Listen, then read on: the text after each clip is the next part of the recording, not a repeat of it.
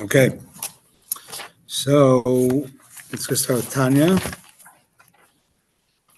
So I don't know if Alan, if you've read a little bit over the past couple of days of the Tanya, your question was, how could the Arizal say that Moshe Rabbeinu could only reach the external levels of divinity when the Arizal talked about the highest levels of divinity?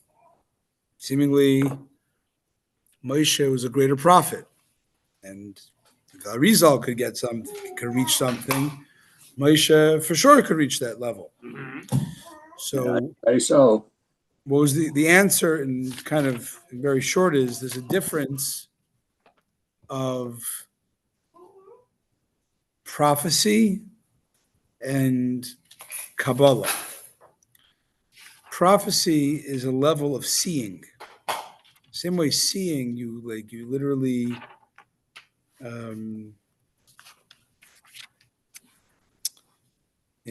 seeing is not physical, but the way you're kind of apprehending it in a very intense way. So too, Moshe, when he saw divinity, it was a much stronger way of intake. When the Arizal and the Kabbalists, they didn't see the divinity. They understood the divinity. They could think about the divinity. They could relate to the divinity. But they didn't actually see it the way Moshe did. So now we can appreciate that Moshe, it's a different time. It's not apples to apples, right? Moshe is seeing,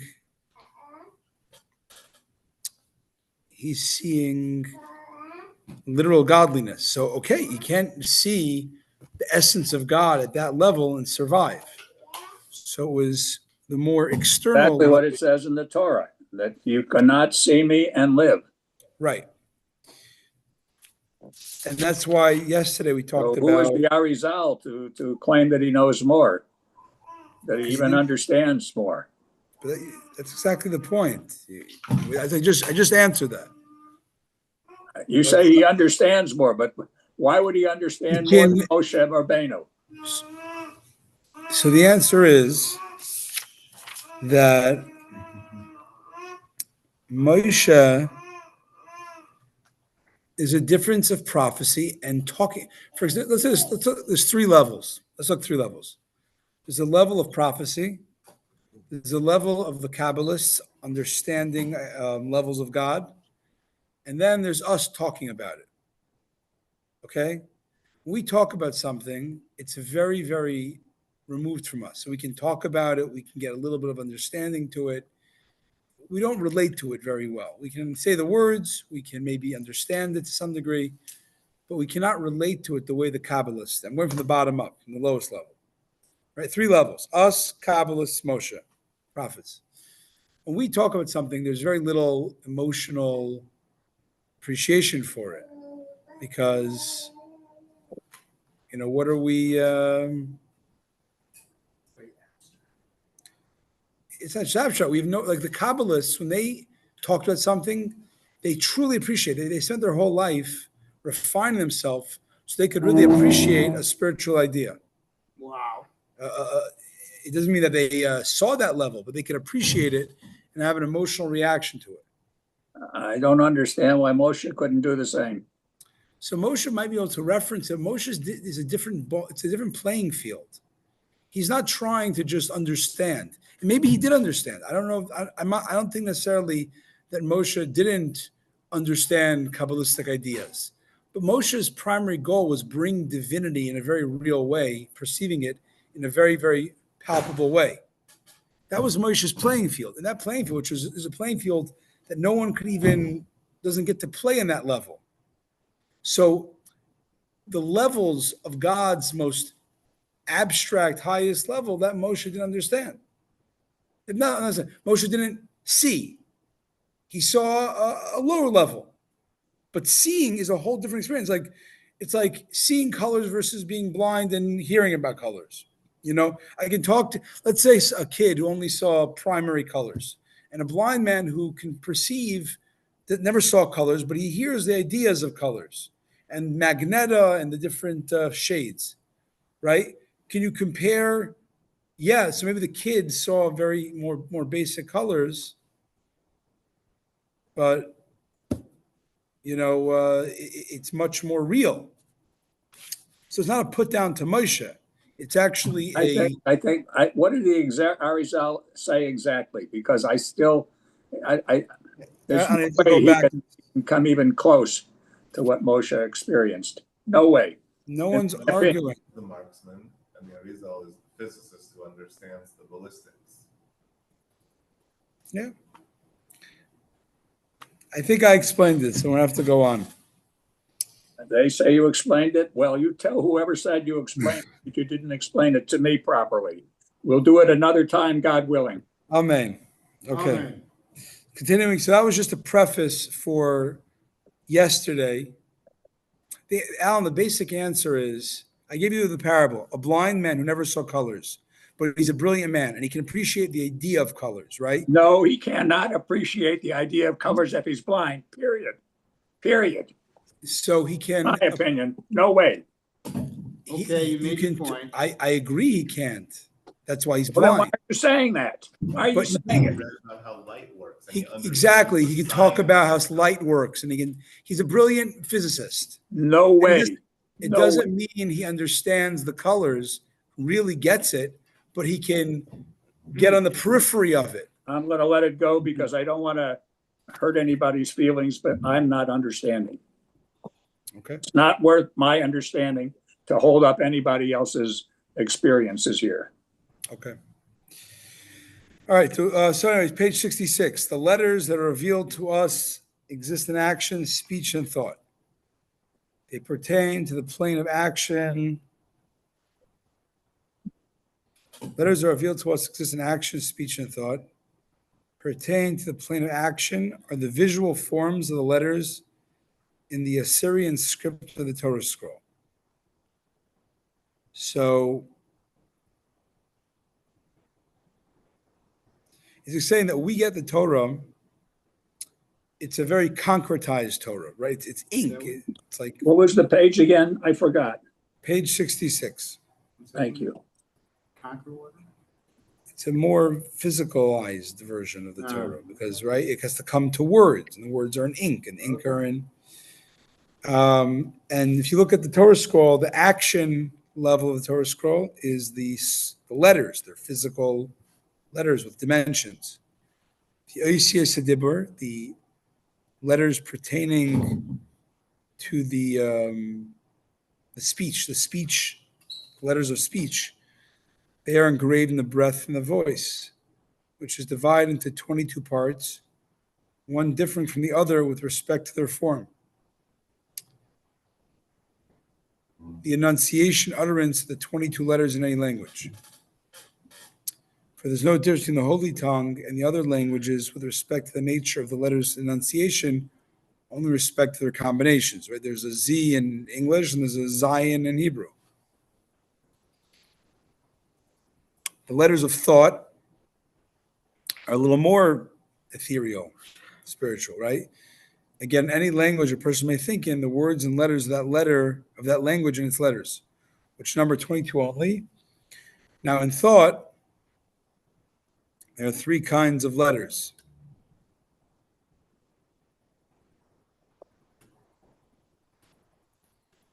When one sees the visual forms, the letters in the Torah scroll, they are pictured in his thought.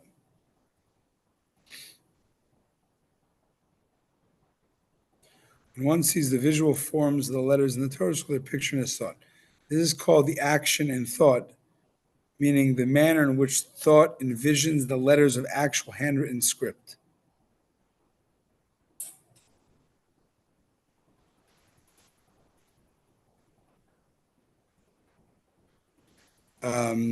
Okay.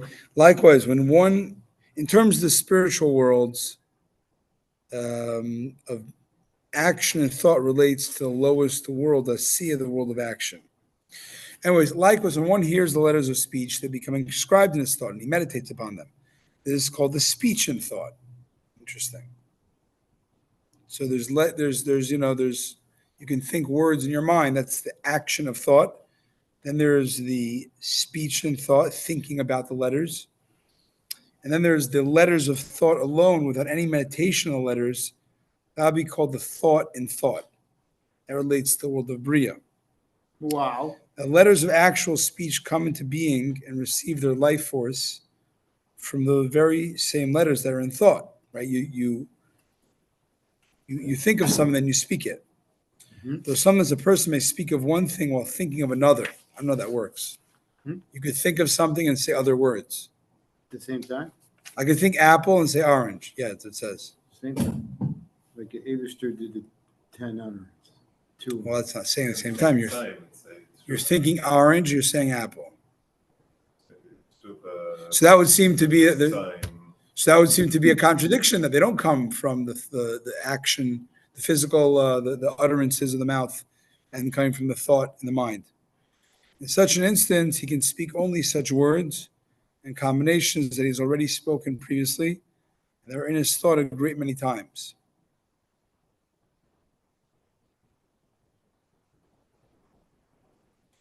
Thus, in those words and combinations, there remains the vestige of the thought that entered into them many times.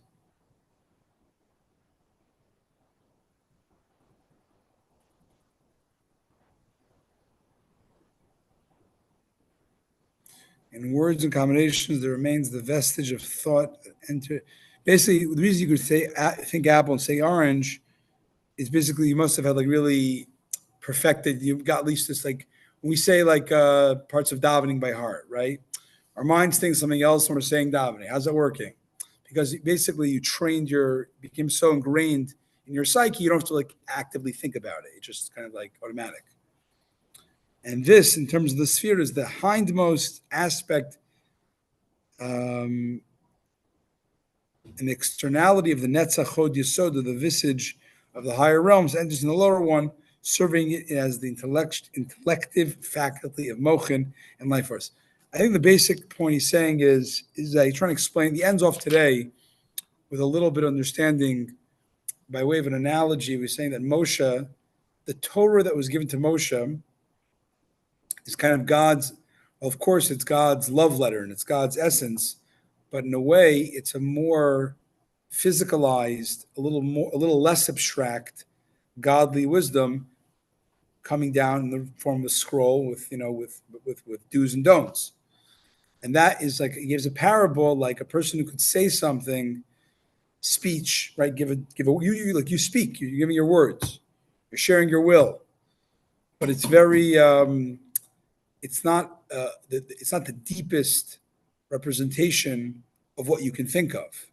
It's a more concretized type of speech, and that's kind of what he's saying. That Moshe got that. That's what the Torah is. Now I have to look in the Tanya, to be honest, to really get the full picture here, because I'm a little bit. It's a little Kabbalistic, but my hunch would be, Alan, that Moshe, of course, learned about everything that Arizal learned about, or had access to it. That's not. I don't think that's necessarily the contradiction.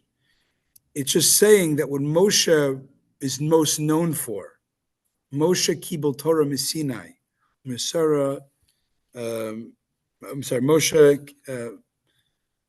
Tzivalano Moshe Marash Kilis Yaakov. Moshe gave us the Torah. While that is an incredible feat to bring the Torah down to a physicalized way, it's not the purest. The Torah is very important. I'm not saying, but the way the Torah is being accessed is being in layers so we can access it. So it's kind of a more filtered level of divinity in order that can be packageable. And that level that Moshe was able to repackage, so to speak, of divinity, because Torah is divinity. It is a more filtered level compared to the more abstract, infinite, unpackageable levels. So we can talk about those infinite, unpackageable levels. Doesn't mean that we can do what Moshe did, of really internalize it, see it, and then give it over. Mhm. And that's the main takeaway from this. Now we have to qualify a lot of things, but that's enough for now. Shka.